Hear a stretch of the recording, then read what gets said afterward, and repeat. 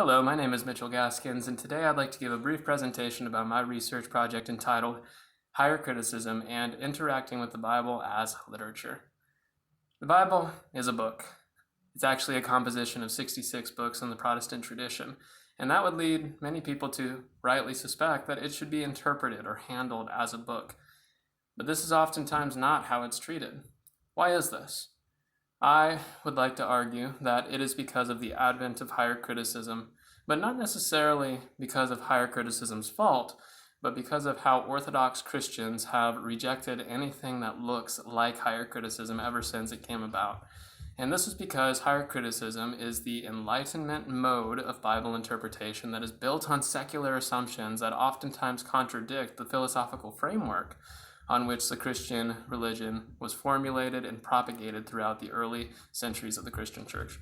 So therefore, the assumption goes, if higher criticism has denied the foundation, how could its outworking, how could it growing out actually produce beneficial interpretations that are consistent with the interpretive model that rises from the scriptures themselves?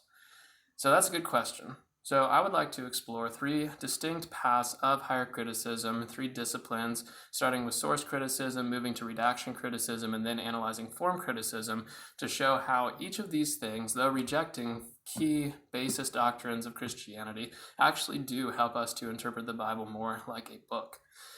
Paying attention to literary characteristics that are helpful to our understanding of it. But a more basic assumption needs to be answered first. Why should we interpret the Bible like a book? And that is because Jesus shows us that we ought to. He shows us that we ought to interpret the Bible like literature by being detail sensitive, by paying attention to the genre, and also by tracing a unified theological theme throughout the entire corpus of the Christian Bible.